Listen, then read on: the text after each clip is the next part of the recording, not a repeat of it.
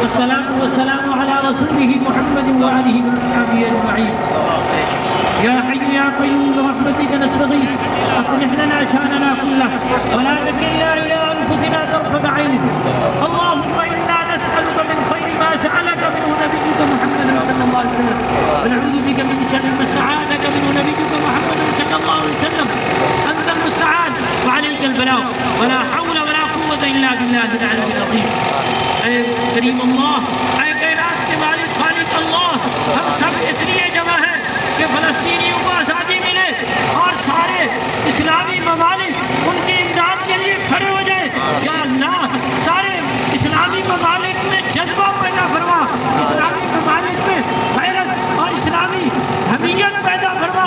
یا اللہ، جیسے پہلے ہی آواز اٹھا رہے تھے ایسے ہی یکجا آواز سے پاکستان سے اٹھے، عربستان سے اٹھے اور پورے ممالک اسلامیہ سے اٹھے اور دوسرے ممالک جو غیر مسلم ہیں، یا اللہ انسانی ہمدردی کے اعتبار سے ان سے آواز اٹھے اور فلسطینیوں کو آزادی مل جائے اور اسرائیلی کی بربادی تک اسلام مسلمان اکٹھے ہو جائے اور اسرائیل کے ختم تک مسلمان یکجہتی کے ساتھ ہمت کے ساتھ محنت کرنے والے بن جائے.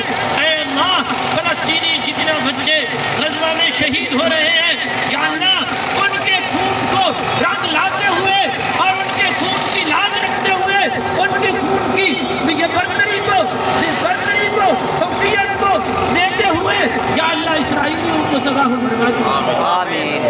اسرائیلیوں کے ہر باشندے کو، اسرائیلیوں کے حکمرانوں کو، مقتدر شخصیات کو، یا اللہ ان کو قیدر انتظار تک پہنچاؤ.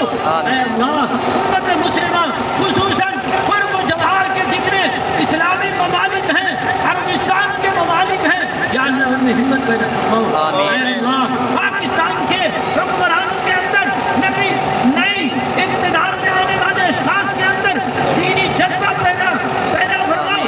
اے اللہ، یعنی ان مظلوم فلسطینیوں کے لیے، شہداء فلسطینیوں کے لیے آواز بلند کرنے والے بن جائیں، اپنی آواز کو بلند کرکے اور امت مسلمہ میں جذبہ پیدا کریں تاکہ یکجہتی کے ساتھ ہی فلسطینیوں کی آزادی ہو جائے. اے اللہ، جتنے دوست یہاں پہنچے ہیں اور جذبہ رکھا ہے، یا اللہ انتظامیہ ہے اور باقی جو سبب کرنے والے ہیں، جتنے حضرات یہاں پہنچے ہیں، یا اللہ ان کے جان مال میں عزت آبرو میں حفاظت فرماؤ. اے اللہ، اس کی جذبہ ہمارے اندر مسلسل پیدا فرماؤ.